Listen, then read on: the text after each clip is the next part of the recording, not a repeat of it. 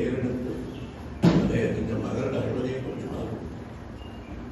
Congress president Kozhikode ബീച്ചിൽ സംസാരിച്ചപ്പോൾ എന്തിനാണ് നിങ്ങൾ എന്നെ മാത്രം കുറ്റം പറയുന്നത്? നരേന്ദ്രമോദിയേക്കാൾ ശക്തിയായിട്ട് എന്നെ നിർത്തുന്നതിനാണ്.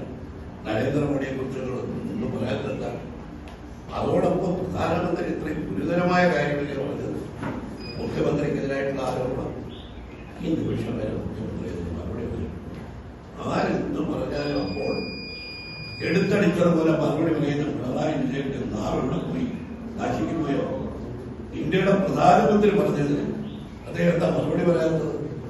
അദ്ദേഹത്തിന്റെ മറുപടി കേരളത്തിലെ വോട്ടർമാർ കേൾക്കാൻ ആഗ്രഹിക്കും. ഞങ്ങൾ ആഗ്രഹിക്കും. പ്രധാനമന്ത്രിയുടെ മകളെ, സാധാരണ മക്കളെ നമ്മുടെ ഒരാളെ അടിച്ചാൽ നമ്മൾ തിരിച്ചടിക്കും. പക്ഷെ മക്കളെ അടിച്ചാൽ നമ്മൾ നോക്കിക്കൊണ്ടിരിക്കും. സ്വന്തം മകൾ അഴിമതി കേസിനെ കുറിച്ച് പ്രധാനമന്ത്രി പരസ്യമായി തെരഞ്ഞെടുപ്പ് രംഗത്ത് വന്ന് പറഞ്ഞിട്ട് ഈ മുഖ്യമന്ത്രി മിണ്ടിയിട്ടില്ല. മുഖ്യമന്ത്രിയുടെ ശൗര്യവും ക്രൗര്യവും എവിടെ പോയി എന്നറിയാൻ ഞാൻ അദ്ദേഹത്തോട് ചോദിക്കാം, എന്താ മറുപടി പറയാൻ? ഇനിയിപ്പോ കേരളത്തിൽ ഞാനൊരു കാര്യം പറയാം. ഇപ്പൊ കേരളത്തിൽ ഈ തെരഞ്ഞെടുപ്പിൽ 9 ദിവസമാണ്. കേരളത്തിൽ ആണ്ടടിക്കുന്ന തരംഗം UDF തരംഗമാണ്. UDF തരംഗം എന്ന് പറയുന്നതിനേക്കാൾ കുറച്ചുകൂടി നല്ലത് പിണറായി വിരുദ്ധ തരംഗമാണ്. ഈ തെരഞ്ഞെടുപ്പിൽ ഞങ്ങൾ കഴിഞ്ഞ തവണ നഷ്ടപ്പെട്ട 19 സീറ്റ് ഉൾപ്പെടെ 20 സീറ്റിലും ഞങ്ങൾ ഈ തെരഞ്ഞെടുപ്പിൽ ഇടതുമുന്നണി സർക്കാരിനെ വിലയിരുത്തലായി അംഗീകരിക്കാൻ CPMന്റെ സംസ്ഥാന സെക്രട്ടറി ഗോവിന്ദദാസ് തയ്യാറുണ്ടോ? ബഹുമാനപ്പെട്ട മുഖ്യമന്ത്രി തയ്യാറുണ്ടോ? ഇടതുമുന്നണിയിലെ രണ്ടാം കക്ഷിയാണല്ലോ CPM.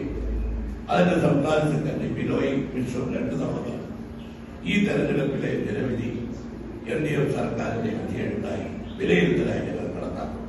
ഞാൻ മുഖ്യമന്ത്രിയെയും CPM സെക്രട്ടറിയോടും വെല്ലുവിളിക്കും. നിങ്ങൾക്ക് ഈ തെരഞ്ഞെടുപ്പിന്റെ ജനവിധി LDF ഭരണത്തിന്റെ ഈ 8 കൊല്ലത്തെ ഭരണത്തിന്റെ വിലയിരുത്തലായി അംഗീകരിക്കാൻ തയ്യാറാണ്. തെരഞ്ഞെടുപ്പിന് ഞങ്ങൾ 20 സീറ്റ് ജയിക്കുകയും ദയനീയമായി LDF പരാജയപ്പെടുത്തുകയും ചെയ്താൽ ജനവിധിയെ മാനിച്ച് പിണറായി വിജയൻ മന്ത്രിസഭ രാജിവെച്ച് ഒരു പുതിയ ജനവിധി നേടാൻ തയ്യാറാണ്. അവരാണ് മറുപടി. +2 ഡിഗ്രി കഴിഞ്ഞവർക്ക് വേൾഡ്സ് ഫസ്റ്റ് AR/VR ക്ലാസ് റൂമിലൂടെ സ്മാർട്ട് ഫോൺ എഞ്ചിനീയർ ആവാം. കൂടുതൽ അറിയാൻ വിളിക്കൂ ബ്രിഡ്കോ ആൻഡ് ബ്രിഡ്കോ. പ്രധാനമന്ത്രി എത്ര ദുർബലനാണ് മുഖ്യമന്ത്രി. പ്രധാനമന്ത്രിയുടെ പരാതി കേട്ടിട്ട് ഇത്ര ദുർബലനായി നിർവികാരനായി മറുപടി പറയാനെടുക്കുന്നത് എല്ലാവരെയും അത്ഭുതപ്പെടുത്തി.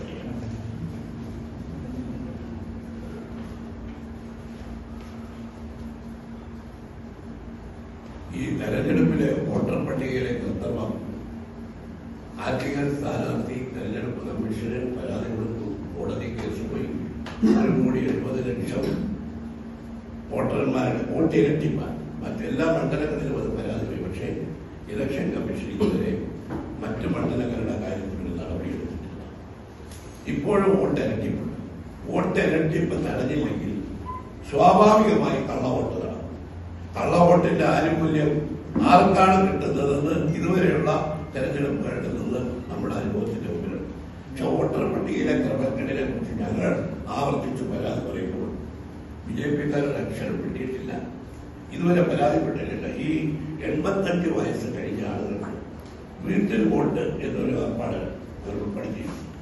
അത് സാധാരണ ചെയ്യുന്നതെന്ന് വെച്ചാൽ ഇലക്ഷൻ കമ്മീഷൻ തന്നെ ഉദ്യോഗസ്ഥന്മാരെ ചുമതലപ്പെടുത്തിയിരിക്കുക. അതായത് ആ വോട്ട് വീട്ടിൽ കൊണ്ടുവന്ന് വോട്ട് ചെയ്യുമ്പോൾ 2 പോളിംഗ് ഉദ്യോഗസ്ഥന്മാർ വരും.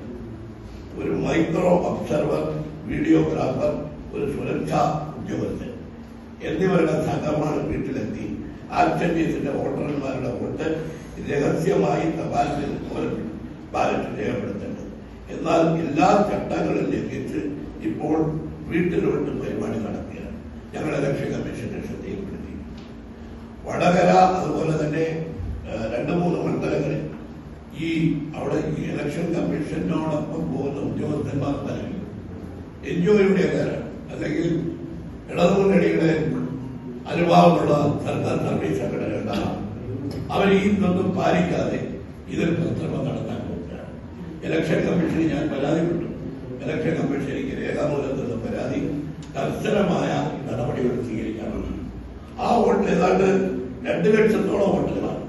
ആ വോട്ട് അട്ടിമറിക്കാനുള്ള ശ്രമം ഇലക്ഷൻ കമ്മീഷൻ തടഞ്ഞില്ലെങ്കിൽ ഞങ്ങൾ അതിനും കോടതിയിലേക്ക് പോകേണ്ടി.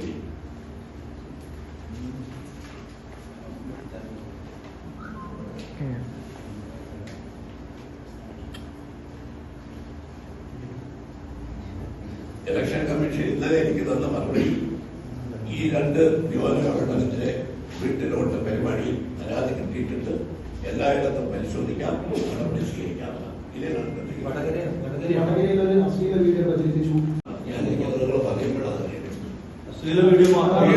അശ്ലീല വീഡിയോ ആരും പ്രചരിപ്പിക്കാൻ പാടില്ല. ആരും പ്രചരിപ്പിച്ചാലും ഇലക്ഷൻ കമ്മീഷന്റെ നടപടിയെടുക്കാം കേട്ടോ. കേസെടുത്തിട്ടുണ്ട്. ഇലക്ഷൻ കമ്മീഷന്റെ നടപടിയെടുക്കാം. മാത്രമല്ല സൈബർ ഡൊമൈനിൽ വളരെ മോശമായ ഒരു ആവശ്യം എല്ലാ ഭാഗത്തും നടന്നിട്ടുണ്ട്. ഞാൻ ഇടുക്കിയിൽ പോയ ദിവസം ബസ്സിന്റെ ഇലക്ഷൻ കമ്മിറ്റി യോഗത്തിന് പങ്കെടുക്കാൻ പോകുന്നു 9-ാം തീയതി. അന്ന് തലേ ദിവസം ഒരു വീഡിയോ അതായത് കേരള സ്റ്റോറി ഇടുക്കി രൂപതയിൽ പ്രദർശിപ്പിച്ചു. അതിൽ പ്രതിഷേധിച്ച് എന്റെ നേതൃത്വത്തിൽ ഇടുക്കി ബിഷപ്പ് ഹൗസിന്റെ പ്രതിഷേധം തൊടുപുഴ ഞാനെത്തുന്നത് 7 മണിക്ക്. ഇത് കണ്ടോടെ ഞാൻ അപ്പം തന്നെ ഇലക്ഷൻ കമ്മീഷന് പരാതി കൊടുത്തു. ഒരു കേസെടുത്തു.